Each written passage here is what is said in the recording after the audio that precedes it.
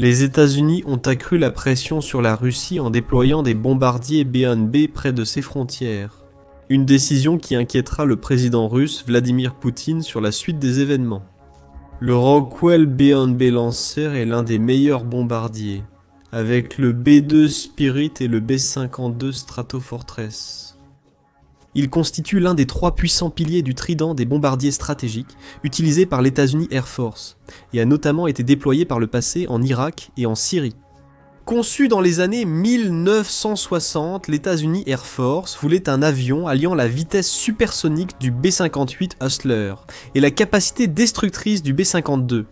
Leur plan, jugé trop ambitieux, ont conduit à l'annulation du programme à la fin des années 1970 notamment, à cause des coûts élevés.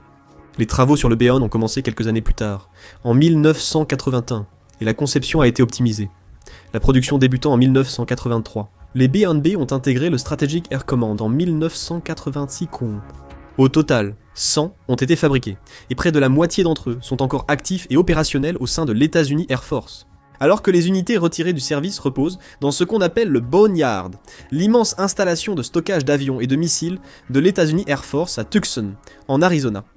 Voici ce qui rend le B-1B unique. Il est extrêmement rapide.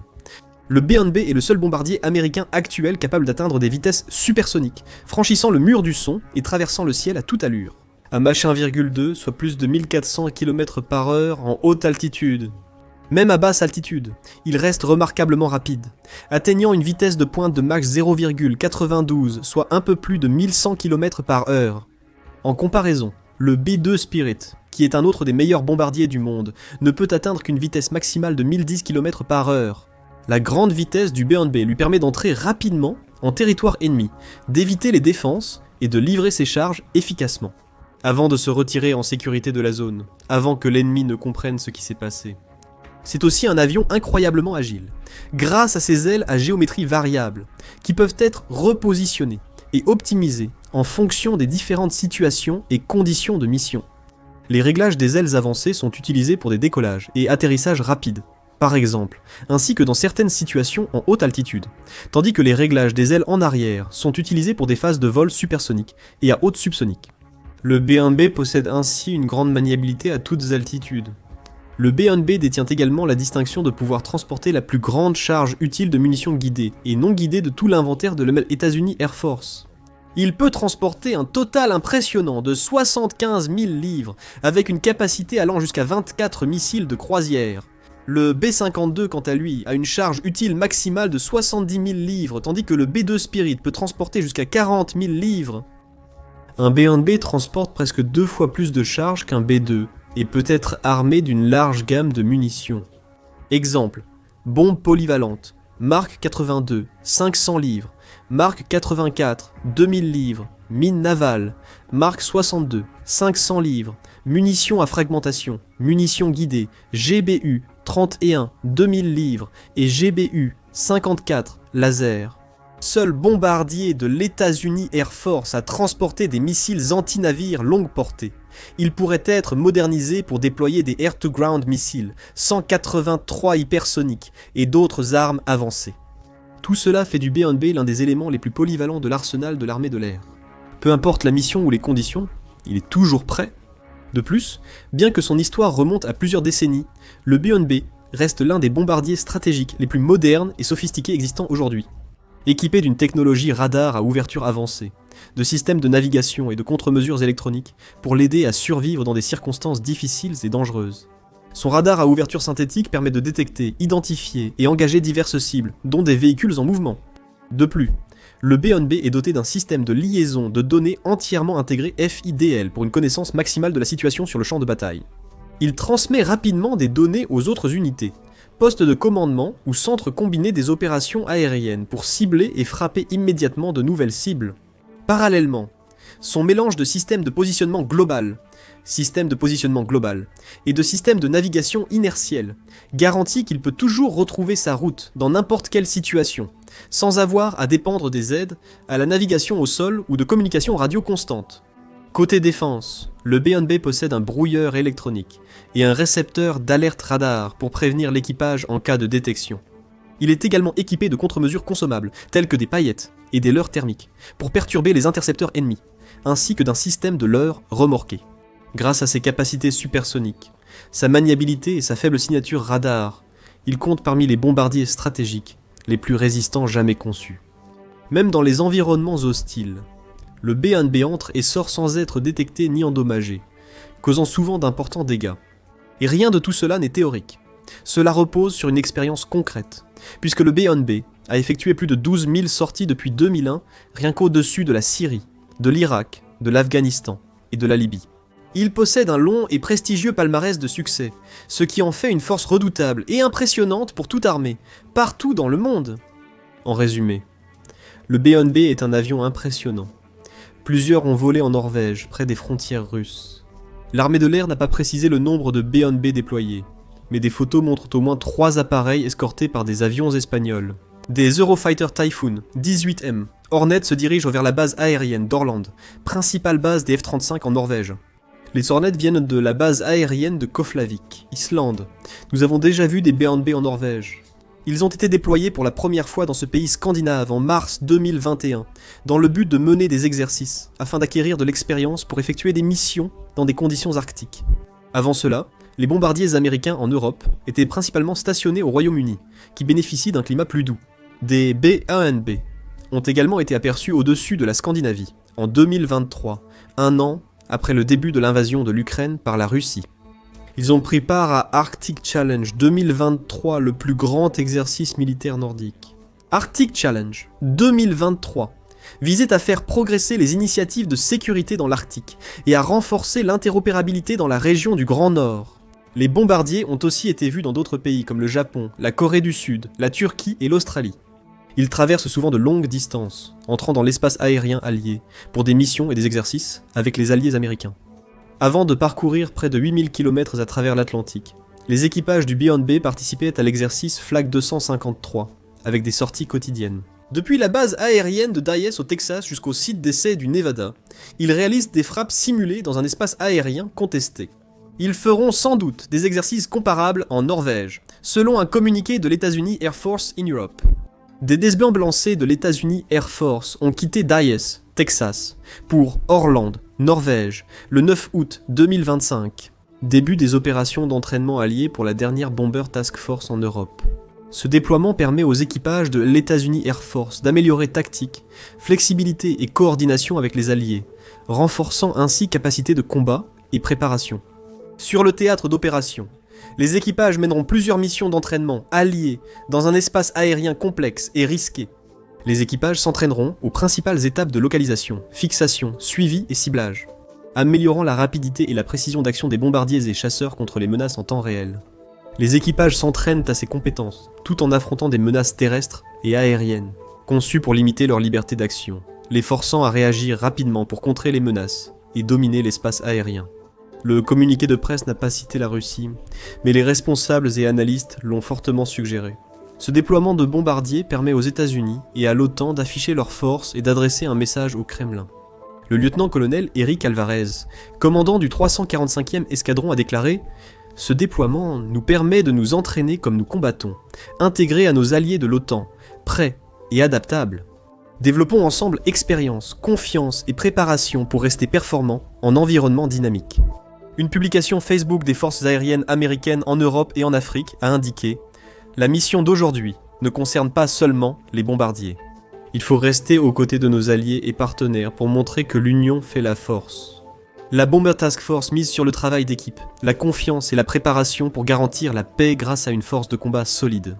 Vladimir Poutine sera sans doute conscient de la présence des B-1B dans la région. Il saura également exactement de quoi ces bombardiers sont capables, et combien de dégâts ils pourraient infliger à l'armée et aux infrastructures de son pays, ainsi qu'à son propre héritage. Les États-Unis devraient-ils un jour prendre la décision majeure de lancer une attaque sur le sol russe ? Dotés de charges utiles massives et de capacités uniques, les B-1B pourraient franchir la frontière russe, frapper des cibles clés et plonger le Kremlin dans le chaos. Pour l'instant, il est très peu probable qu'un tel événement se produise, à moins que la Russie ne décide d'envahir un pays de l'OTAN. À ce moment-là, grâce à l'article 5 du traité de l'Atlantique Nord, toutes les règles habituelles cesseraient de s'appliquer. Les alliés de l'OTAN auraient le droit et le devoir de protéger leurs membres. Et les États-Unis pourraient saisir cette occasion pour lancer une frappe dévastatrice au cœur même de la Russie. De nombreux responsables de l'OTAN et dirigeants européens ont mis en garde contre cette perspective.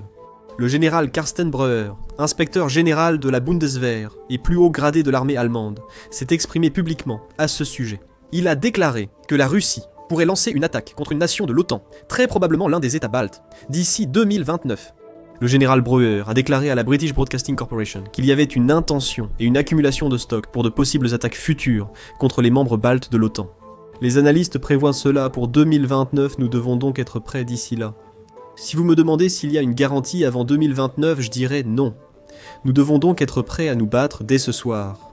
Volodymyr Zelensky a renforcé cette perspective.